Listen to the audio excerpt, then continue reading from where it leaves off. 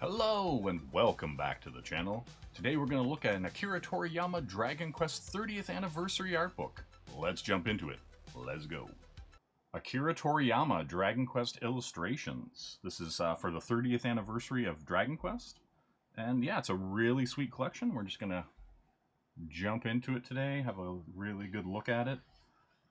A huge fan of the Dragon Quest series, have a ton of the games, and just kind of grew up playing them. Originally known as Dragon Warrior here.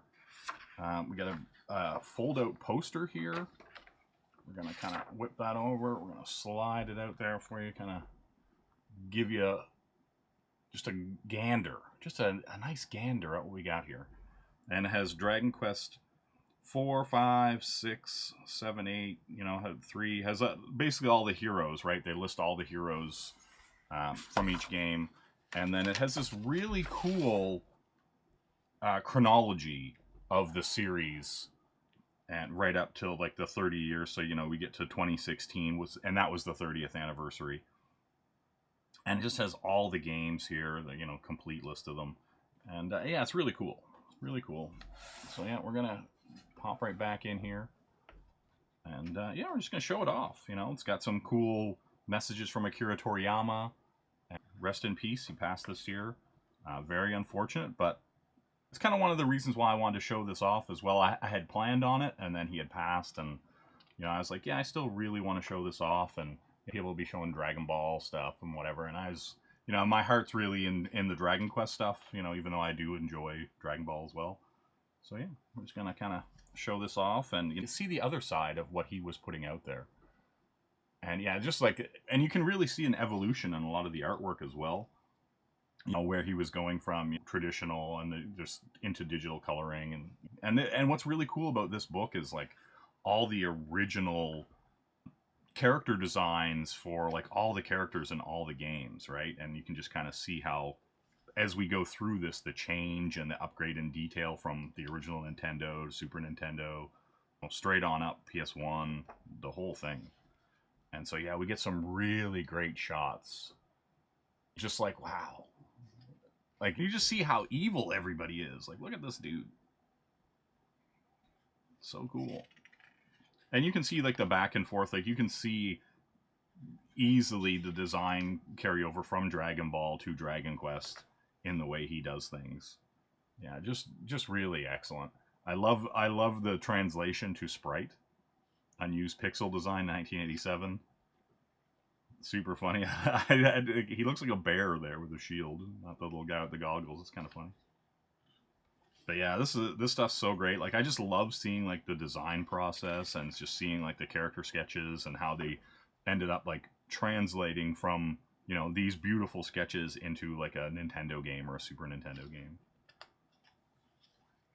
Yeah, and so like, look at these guys. Look at these great character designs. So fun.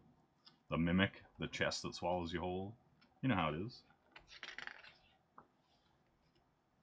Yeah, Dragon Quest 3. So good. Yeah, look at these designs. Male warrior, female warrior, hero, female merchant, male merchant. They're just like super good. Such a fan of the design aesthetic, and like you can see how everything is just this clean aesthetic through everything, and the male female counterparts and everything like that, like they're very much the same, but highlighting their attributes. Yeah, so good. Yeah, we probably won't see every page here. I'm just kind of going to skim through it here, just so you can see how great all this stuff was, and like, these high points, in the series. Yeah, it's just incredible. Yeah, I just like, that's the thing. Like, I love these designs, and like when he would do these really cool inspirational pieces to capture what the series was about, or kind of the feel for the game. And like, yeah, this is like the package art for Dragon Quest IV, Chapters of the Chosen. You were basically getting a cover splash. You were getting this huge cover image. Yeah, look at these guys, man. Just great work. 1990, and the little Akira Toriyama. The dancer, the fortune teller, the merchant. Torneko, Talon has his own game on PS1. And there's some Game Boy Color games as well. Yeah, Dragon Quest guides. Like, yeah, it's just really neat. Like the amount, just the sheer amount of artwork that was just being produced just for these games. Yeah, it's just really cool. Oh, look at this guy, Sorrow. Yeah, like look at all these guys. Sorrow, the Manslayer, first form, his final form. You know, just these abominations for the bosses. Just cool stuff. But yeah, if you have not played Dragon Quest in its many incarnations and forms, I suggest you do some great games on the DS, 3DS, Dragon Quest Monsters. On the Switch, Dragon Quest Monsters 3, Treasure. On the DS and 3DS, there's a bunch of games. PS1, PS2, you know, you name it. Switch, it's out there. You don't have to go very far to find a Dragon Quest game. That is for sure. Yeah, look at these guys. The hot dog. The revised hot dog, number 25.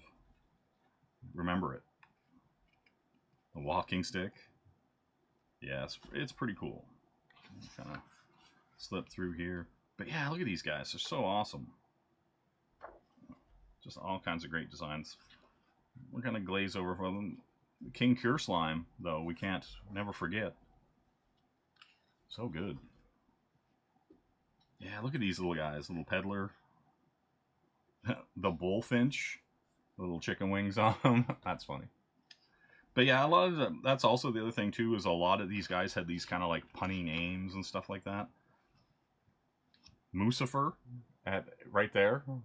That's Mucifer. That's how it goes. Little Fu Young. This guy, Chow Mein. Super Famicom, which is the Super Nintendo here. Dragon Quest IV, Hand of the Heavenly Bride. Like, look at these. Look at this art. So good. And like you can see here, this is when he started doing stuff digital.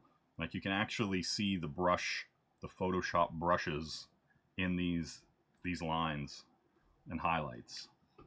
You know, so you're actually seeing like that kind of cross section as he's bridging that gap from traditional to digital. Yeah, look at these designs. Super fun stuff.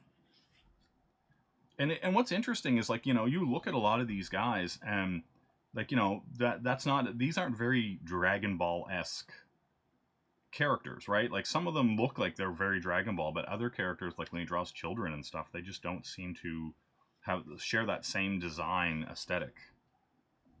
It's kind of interesting. There's like, I don't, it seems like almost like with the Dragon Quest stuff, everything's a little softer. You know, and maybe that's intentional on his part.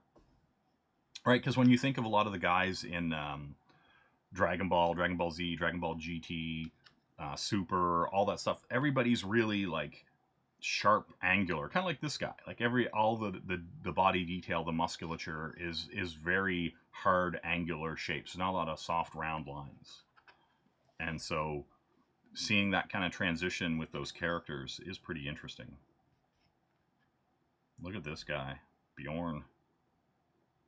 The Beastmaster, not to be confused with the other Beastmaster. Wax Murderer. That's that guy. It's funny stuff. Yeah, I don't like just and like here's the thing, like some people would spend half their entire adult life trying to come up with character designs that are as cool as some of these just random monsters that they put out in the game. You know. Quack Up. Hippoblockamus, and he's got 2 shields. Snake Handler, he's got snakes for hands. You gotta respect that wordplay. You gotta respect it. Yeah, like just some really fun, cool designs. Just all through. It's kind of what attracted me to the Dragon Warrior, Dragon Quest series in general. Just, I think a lot of people played the original Dragon Warrior games or when it, you know, it's Dragon Quest without even really knowing that Akira Toriyama was involved. And so it wasn't until later where you would see a lot of this art and go, oh, okay, you know, this is the same guy who does Chrono Trigger and Dragon Ball. And that's the thing too, like I feel like a lot of these designs are more akin to And it is 90s, 96 for Dragon Quest VI Realms of Revelation. Or Realms of Revelation, I should say, geez. And so, yeah, like a lot of this design is very, like, art-wise and where he's at with his art is very Chrono Trigger, is very of that time. Yeah, look at these guys. Yeah, I don't know. I just, something about the way he designs characters, and he can just throw a bunch of gear on them without them feeling clunky and overdone. It's really interesting to me. Like, it's one of those things that you kind of struggle with when you design characters, of like distilling them down to their simplest and purest form, because you're going to have to draw them 100 times. You don't want to just put all this junk on them and make them awkward, and you have to figure out how to pose them because they have all this junk on them. But he seems to make that stuff effortless. It seems to be like really clean and simple, where everybody's got a ton of gear on, but so what, right? Like, everybody's clunky and chunky, and it doesn't seem to deter from the visual aesthetic of them. Like, it's pretty interesting. Like, you just start to notice that kind of stuff as you yourself go on to create things. And so seeing how other people handle those things, or don't care about those things, even in some instances where they're just like, yeah, he's got a giant ass sword, he's got to deal with it. Yeah, here we go. Onto the spin-off illustrations. And like, I do love how they, like, this is a chronology of his work, especially for Dragon Quest specifically. And so, yeah, even stuff for like the weekly Shonen Jumps they have in here. There was Dragon Quest animated series, and like there's manga. There's like, there's a wealth of Dragon Quest media out there for you to consume, for sure. Yeah, here's the PlayStation package art, Super Famicom package art, like PlayStation 2 Dragon Quest characters. Like, there are a ton of, I think there are way more games and manga and just media out there that people, I think, really realize. And he also did character designs and work for Blue Dragon. There were 2 DS games and an Xbox 360 game. Yeah, Akira Toriyama was busy. He was a busy man, working on and designing a lot of excellent stuff. Yeah, look at this stuff. Dragon Quest 7. I do like how there's this real change, real softness, like, there's red in his cheeks, and like this deep angle where you're looking down the boat above the seagulls and stuff like that. It's like some really cool designs, because that's the thing, you're always trying to, like, look at this. Like, you're always trying to, like, get those angles and get those shots so that everything just isn't so boring and static all the time, right? And so he's like looking down through the trees and the foliage at the hero, and he's just like eating bread, and the guy's like giving him a thumbs up. That's kind of funny. Yeah, just some really cool designs, really good use of color. I like the contrasts here with the purple, the green, and the yellow. Like that. Yeah, and here are more his just direct designs for the characters. Look at this guy, little tooth out. It's great. Great stuff. Yeah, and see, like, this old guy with the armor on. Like, look at that. Like, he wouldn't have done that kind of armor just a few years ago, like back, like, before these games, right? Like, because he was working and coloring digital and stuff. And you can actually see that, where there is a change in how he's operating. Yeah, it's just really interesting to see that growth in any artist over time. Like in here, like, it's like getting in there with that chainmail. A little more pictures of Ruff. Yeah, it's just really cool. Really cool. Look at these designs. The third form, the fourth form. You have to think of all that stuff and do all these designs. God makes an appearance. The Almighty also makes an appearance. Draculard, because he's a fat guy who's also a Drac. The wordplay. There is so much wordplay in this series. It's kind of funny, because other people would be like, that's cheesy and corny and whatever, but I always find it hilarious. These games, the Dragon Quest Heroes Rocket Slime game, chef's kiss, so fun, and beautiful animation and stuff. on the DS. Like, it's in my collection. Big fan of that game. Super stoked.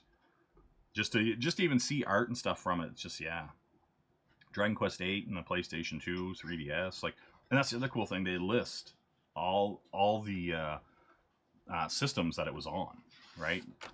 And so, yeah, this book itself, like, I can't tell you how impressed I am just with how concise and how deep it goes with all this material, right? Like, you're boom, like, and look at these, like, long shots, like, going way out to the, the ocean, like, just really cool stuff that most people wouldn't do. Like, a lot of people would, like, just have them climbing the hill and this would be gone, that kind of stuff. But yeah, really, really good, right? Like, I do like these, like, harsh angles. It really gives it a distinct feel. Kind of keep flipping through here. But yeah, like I said, we won't hit every single page in this book, but we'll give you a good preview for sure. Yeah, look at these designs. Look at Jessica. Yeah, girl, get it. The Angus. And this, the PS2 and 3DS versions, like, the voice acting is very British. It's pretty funny that they just kind of leaned hard into it being ye old English. Yeah, just some really cool designs for the characters. Like, yeah, just like little guys, little Munchie, Dol Magus. Yeah, just great stuff. And that's the thing. Like, look at, like, when you design a world, you have to design the people who live and breathe in that world. And that's another thing too. A lot of these JRPGs and fantasy games really, really put in that work and really design everybody and their dog, literally. The ships, like, yeah, like, and like, that's the thing too. They detail how everything works. Yeah, it's really cool.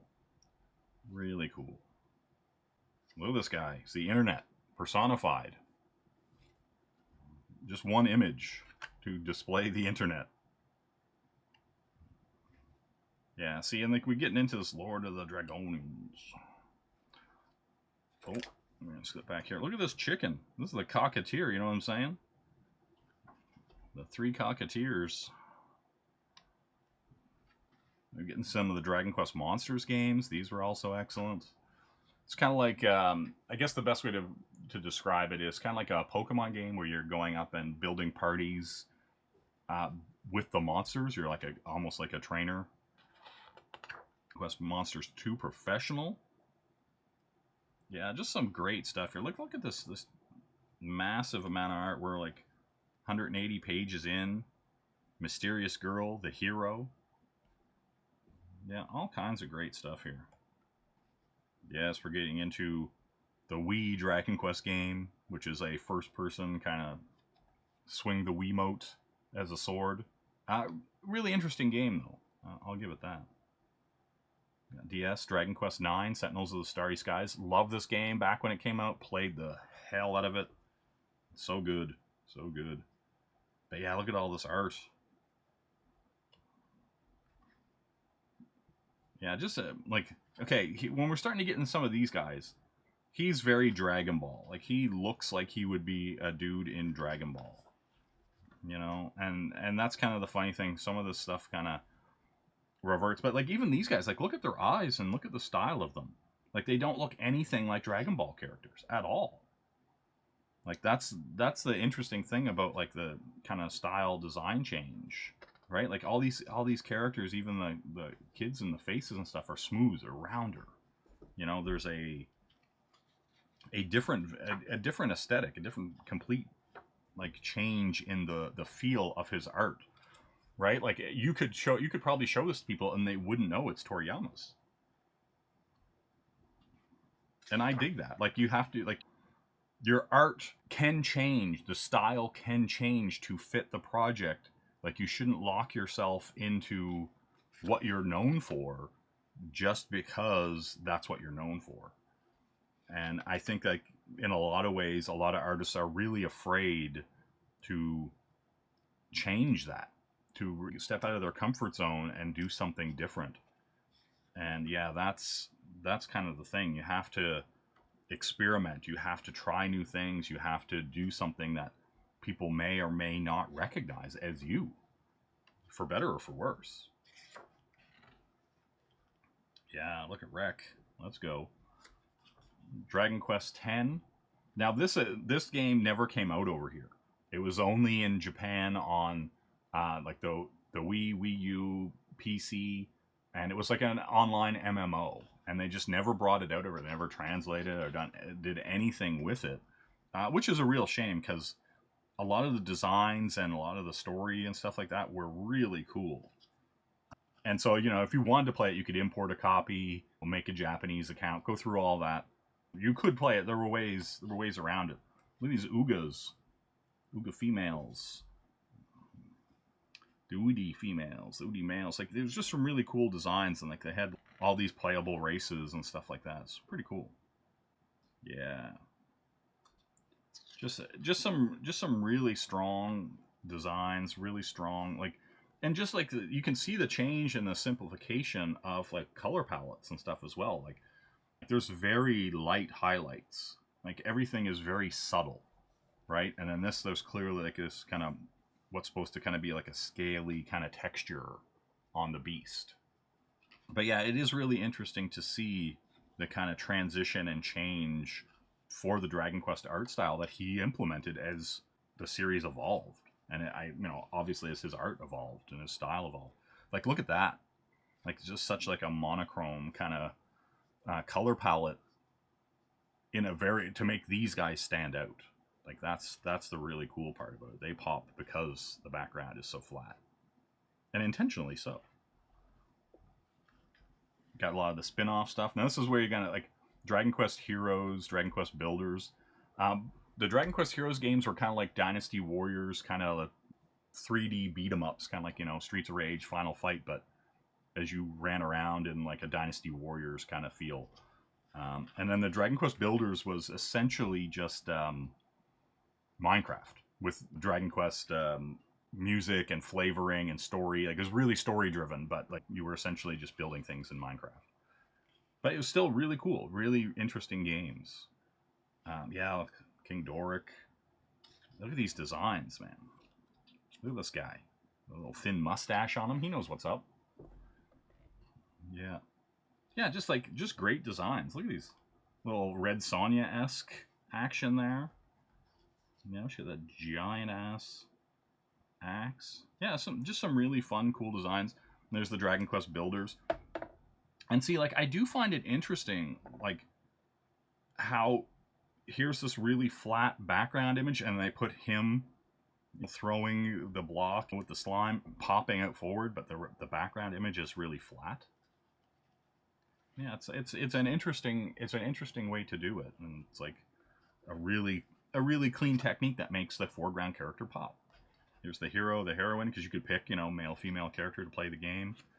And then, yeah, and on to Dragon Quest XI, Echoes of an Elusive Age.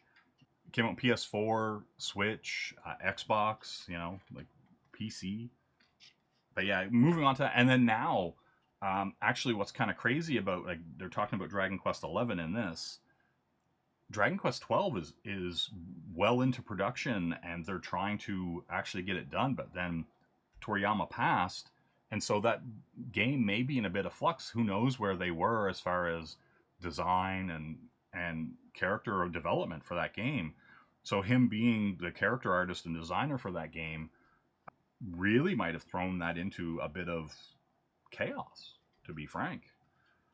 And so you got some stuff here, analysis of the illustrations, a lot of talk about the design for the works and stuff like that. Message from Yuji Horii, who's a big influence on and creator of Dragon Quest, working with Toriyama. They were pretty lockstep as far as working together. But yeah, that looks like it. Like, seriously, great collection put up by Viz Media. Definitely recommend you checking it out, putting it on your shelf so that you can enjoy it. And yeah, that's all I have to say about it. Can't really say anything else other than grab this book if you're into Akira Toriyama's art, if you're into Dragon Quest, if you just like art books. It's a great art book. Check it out, everybody. All right.